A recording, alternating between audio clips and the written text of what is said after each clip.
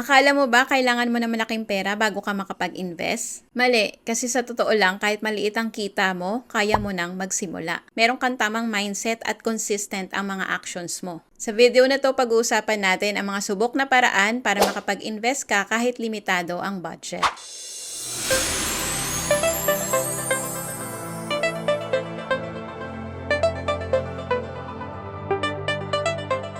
Tip number 1, simulan mo muna sa financial literacy. Knowledge is power. Bago ka mag-invest, alamin mo muna ang pasikot-sikot ng pag-i-invest, kumbaga, yung money basics. 2012 natutunan ko ang concept ng solid financial foundation wherein dun tinuro yung step-by-step na dapat mong gawin para makapag-invest ka. Ang financial foundation para din niyang bahay, dapat solido yung pinakapundasyon para hindi madaling gumuho. Mag-umpisa ka muna sa financial literacy since ito yung pinakapundasyon mo. Mahihirapan ka makapag-invest kapag hindi mo naintindihan ang iba't ibang klase ng financial solution na iba-iba din ang purpose. Yung susunod, dapat alam mo na meron kang extra money or extra cash flows pang build ng financial foundation mo. Kasi kung wala, importante na meron kang additional source of income o racket kumbaga. Next is importante na meron kang healthcare. May dalawang klase ng healthcare, short-term healthcare and long-term healthcare. Yung short-term healthcare, usually hindi mo ito problema since benefit ito habang nag-work ka pa. Benefit yan na binibigay sa'yo ng employer mo o yung company kung saan ka nagtatrabaho kung meron kayong free HMO. Kaya ang dapat nating pag-ipunan is yung long-term healthcare natin. Since yan ang wala tayo kapag senior na tayo dahil hindi naman po ipapamana yung short-term healthcare or HMO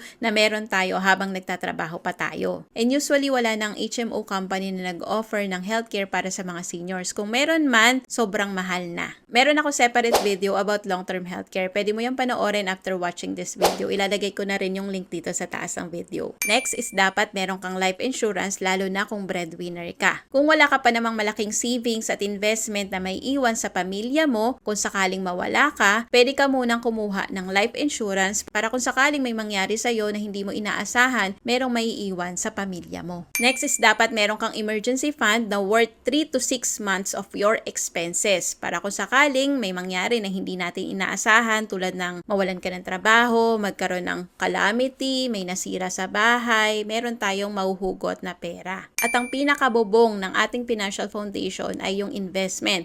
Ito na yung magi-invest ka na for your long-term goals like retirement, college fund ng anak, pambili ng house and lot, and any other long-term goals. Kapag naintindihan mo na yung bawat proseso ng bawat block ng financial foundation, mas confident ka nang mag-take ng action. Ito yung mga pwede mong gawin. Number 1, attend free webinars. Maraming libreng webinars na nagtuturo ng basic financial concepts tulad ng compound interest, mutual funds, at stock market investing. Halimbawa sa IMG, meron kaming libreng financial literacy webinars or seminars kung gusto mo magpunta sa mismong financial centers. Pwede mo ako i-message sa FB page ko na Nel Sembrano or email me sa nelsembrano.cs@gmail.com para mabigyan kita ng free access sa webinar namin. I-message mo na yung salitang ipon para alam ko na gusto mong magkaroon ng access sa aming free webinar. Number 2, manood ng mga financial videos. Tulad ng ginagawa mo ngayon, panonood ng mga content tungkol sa investment ang unang hakbang para ma-educate mo ang sarili. Number 3, magbasa ng books or kung wala kang budget pambili ng books, magbasa ka ng mga articles online. Kung gusto mo na mas malalim na knowledge about money, about financial literacy, basahin mo yung book ni Robert Kiyosaki. Yun yung pinaka-recommended ko na una muna is yung Rich Dad Poor Dad. Bakit nga ba mahalaga yung financial literacy? Kapag kulang ang kaalaman mo, mas mataas ang chance na mapanghinaan ka ng loob na mag-invest kasi iisipin mo maliit lang yung sweldo mo o baka maloko ka ng mga maling investment schemes tulad ng mga scams. Pero kung well-informed ka, well-educated ka, mas may iwasan mo ang mga ganitong sitwasyon. Tip number 2, i-apply mo yung 10-20-70 rule. Ang 10-20-70 rule ay simpleng formula lang yan sa pagbabudget ng pera mo pero sobrang effective nito para sa pag-iipon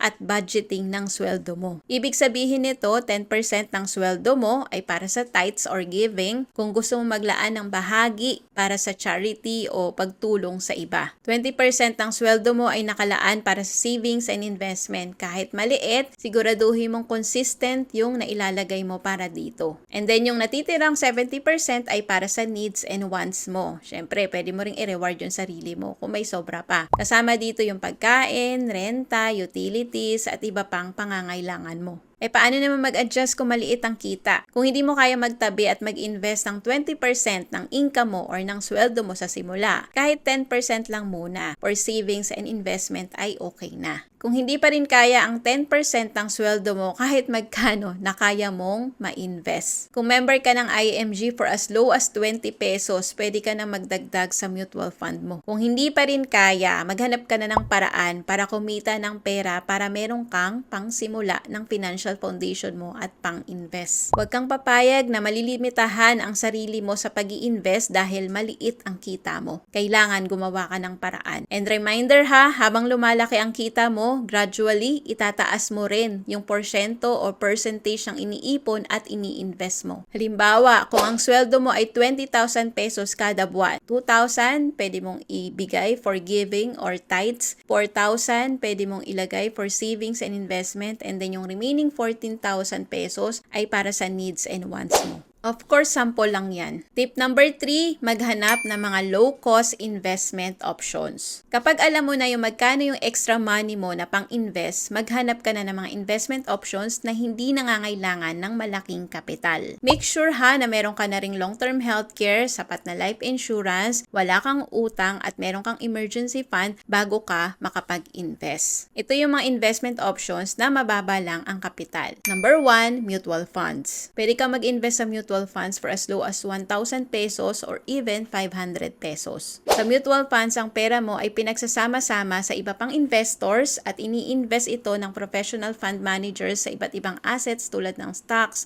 at bonds. Number 2, Pag-ibig MP2. Hindi ko sure kung magkano yung capital dito pero alam ko na maliit lang. So, mas mataas yung interest nito kumpara sa savings account. Safe po ito dahil government po ang nag-o-offer nito. Number 3, stock market. Maraming online platforms tulad ng COL Financial kung saan pwede ka magsimula sa maliit na halaga like 1,000 pesos. Alam ko pwede ka makapag-open ng account mo sa COL. Syempre, ang kita nito ay nakadepende sa performance ng kumpanya kung saan ka nag-invest. Syempre, kailangan mo dito na expertise kaya importante na pag-aralan mo muna bago ka mag-invest. Kahit na maliit lang yung i-invest mo, sayang naman kung mawawala, di ba? Number 4, IMG membership. Kung member ka ng IMG, hindi ito investment option, pero may access ka para makapag-invest ka sa mas mababa na kapital. Dahil kung member ka ng IMG, pwede ka mag-invest sa Soldibo Mutual Fund for as low as 20 pesos. Sa pag-i-invest, huwag kang magmadali. Simulan mo sa maliit, alamin mo muna paano nag-work at unti-unting magdagdag habang natututo ka. Kaya recommended ko na mag-member ng IMG para matututo ka sa mga financial workshops namin. Tip number 4, magbawas ng maliit na gastos at ipunin ang natitira. Siyempre, ang simpleng pagtitipid ay malaking tulong para magkaroon ng ekstrang pang-invest. May dalawang paraan kasi to increase your cash flow. Una is to spend less, magbawas ng gastusin, and pangalawa is to earn more or magkaroon ng extra income. Kung pagsasabayin mo both, mas maganda. Number 1, avoid small daily expenses. Kapag naisip mong 100 pesos lang naman ito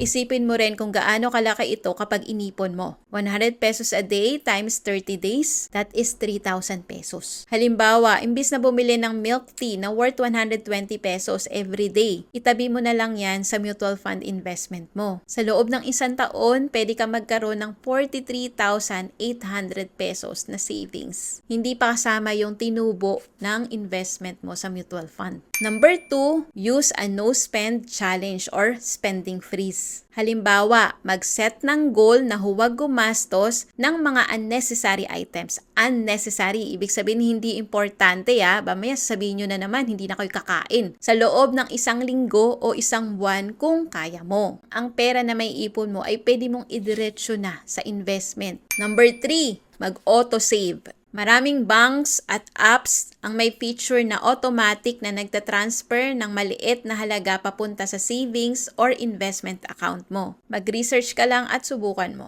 Tip number 5, maghanap ng side hustles para meron kang extra income. Kung tight na tight po ang budget mo, hanap ka ng paraan para kumita ng extra. Tulad ng mga ito, number 1, freelance work. Kung magaling ka sa writing, graphic design, o social media management, maraming online platforms tulad ng ng Upwork, Fiverr, kung saan pwede kang kumita. Number 2, part-time business. Pwede ka magbenta ng pagkain, pre-love items, o magsimula ng maliit na negosyo na swak sa schedule mo. Number 3, online selling. Magbenta ng product sa Shopee, Lazada, or Facebook Marketplace. Number 4, mag-member ng IMG at gawin ang mission namin na pagtuturo sa mga kakilala mo, kaibigan mo, at maging financial educator tulad namin. Pag nagkaroon ka ng extra income, ilaan mo na agad yon sa investment mo para mabilis ang pag-grow ng pera mo. Tip number 6, mag-invest sa sarili. Ang pinakamahalagang investment ay investment sa sarili mo. Number 1, learn high-income skills. Mag-aral ng mga skills na in-demand tulad ng video editing, digital marketing, o coding. Number 2, attend paid courses or certification. Pwede ka mag-invest sa mga online courses na makakatulong pataasin ang market value mo. Number 3, mentorship. Kung may kakilala kang successful na sa investing at pagnenegosyo, humingi ka ng advice at guidance. Kapag mataas ang value mo sa trabaho o kaya sa negosyo, mas madali ka makakakuha ng mas malaking income na pwede mong ilaan sa mga investments mo. Tip number 7, maging consistent at magtiyaga muna. Rome was not built in a day. At ganun din sa wealth creation. Number 1, start small. Kahit 500 pesos or 1,000 pesos lang yan ang kaya mong ilaan sa simula, okay na. Number 2, be patient. Ang investment ay long-term game. Huwag kang mag-expect na mabilis na return.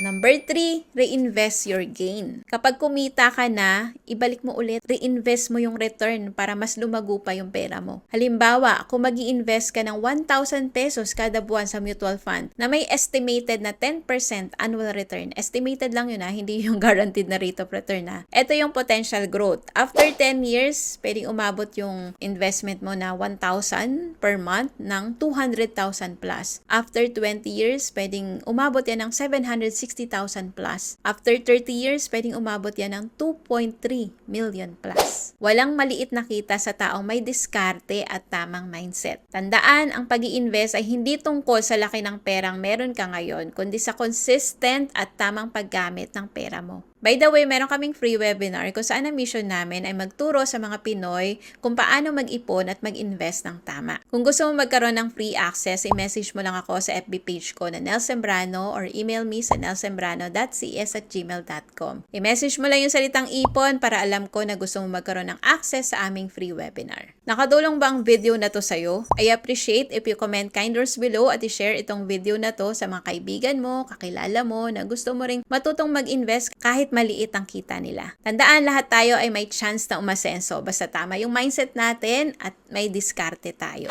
Kung marami kang natutunan sa video na to, sigurado ako na makakatulong sa'yo itong mga videos na nakikita mo sa screen. Yan ang next na panoorin mo. Always remember to learn new things every day, do what you love, and enjoy life. See you again in another video.